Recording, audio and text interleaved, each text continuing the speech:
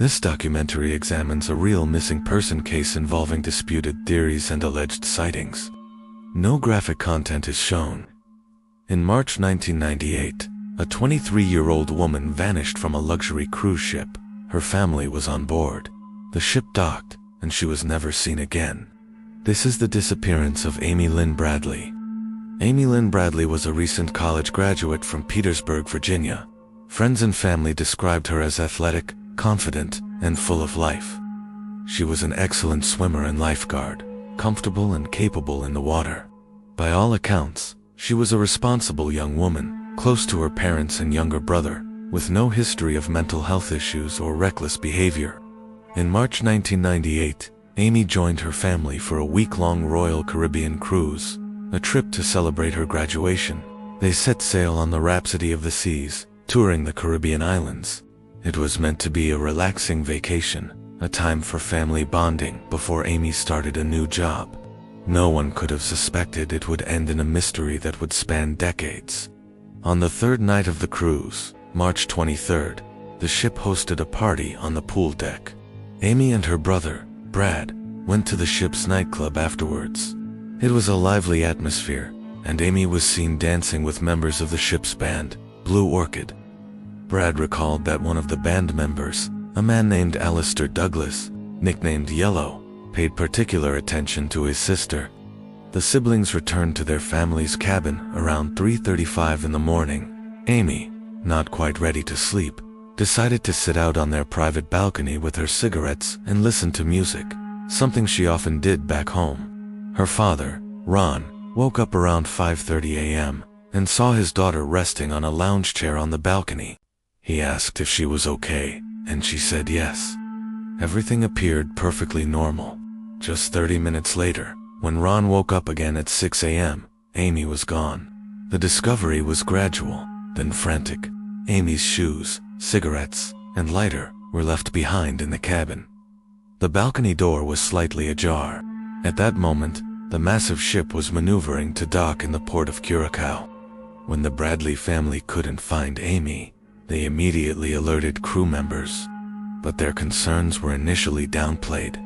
Critical time was lost.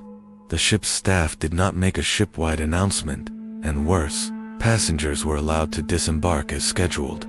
By the time the family's pleas were taken seriously and the port authorities were notified, any potential trail on the island had gone cold. The window to find Amy, or anyone who might have been with her, was closing with every passing minute. Almost immediately, the cruise line's official theory was that Amy had likely fallen overboard. It was a simple, tragic explanation, but the Bradley family challenged this from the very beginning. For them, it made no sense.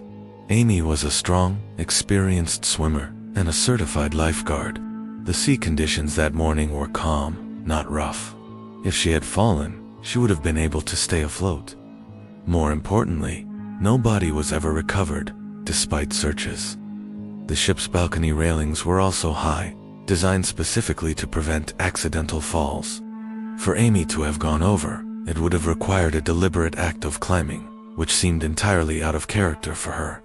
The family was certain that something far more sinister had occurred, with the fell overboard theory looking less likely. Attention turned to the frightening possibility of abduction. Could someone have taken Amy from the ship just before it docked? The focus briefly shifted to the band member, Alistair Yellow Douglas, who had danced with Amy earlier that night. Her brother Brad had noted that the man's attention felt a bit intense. Investigators questioned him, but he fully cooperated and was never charged in connection with her disappearance. Still, the theory that she was targeted and taken against her will persisted. Her father recalled seeing crew members carrying off ship equipment as they docked that morning, and he wondered if Amy could have been concealed among the items being unloaded. The idea was chilling, but for a family desperate for answers, every possibility had to be considered. In the months and years that followed Amy's disappearance, a series of tantalizing and heartbreaking clues emerged. Multiple witnesses from different locations came forward, claiming they had seen a woman who looked like Amy. In August 1998, just 5 months after she vanished, a Canadian tourist saw a woman resembling Amy on a beach in Curacao. He noticed her tattoos, which matched Amy's. He hesitated to report it, and by the time he did, she was gone. A year later, a U.S. Navy sailor reported a disturbing encounter in a brothel in Curacao. A woman approached him, said her name was Amy Bradley, and begged him for help, saying she was being held against her will. Before he could act, she was led away by two men. He didn't report it immediately, fearing trouble with the Navy. These sightings, while unconfirmed, painted a horrifying picture. Then, in 2005, a piece of digital evidence surfaced that reignited both hope and fear. A photograph appeared on an adult website, showing a woman who bore a striking resemblance to Amy Lynn Bradley. The woman in the picture was lying on a bed, looking distressed. The family was convinced it was her. They pointed to her facial structure, her teeth, and what they believed was a familiar look in her eyes. The image was sent to the FBI for analysis. Forensic experts examined the photo, comparing it to known pictures of Amy. Their official conclusion was frustratingly vague, inconclusive.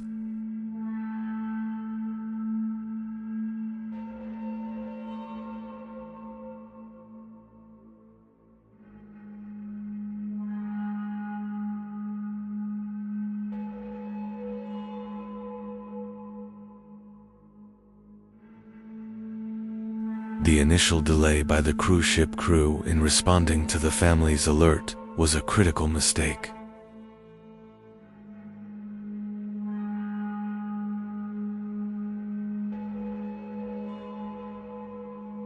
Evidence was potentially lost, and witnesses were not questioned in a timely manner. The case highlighted significant gaps in how disappearances at sea are handled, where maritime law and international borders can complicate and hinder a swift and effective investigation.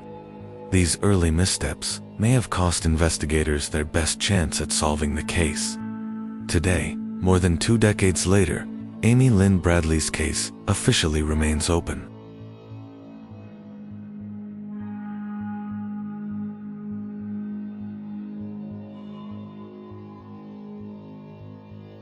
Her family has never given up hope. They continue to maintain a website and a Facebook page, sharing her story and seeking new leads. They believe she may still be alive, held somewhere against her will. Until there is definitive proof of what happened, the questions will haunt everyone who knows her story. Was it a tragic accident? Or was she a victim of a crime, taken from her family in the dark, early hours of a Caribbean morning? What really happened to Amy Lynn Bradley? Subscribe to Criminal Verse, where every crime hides a story.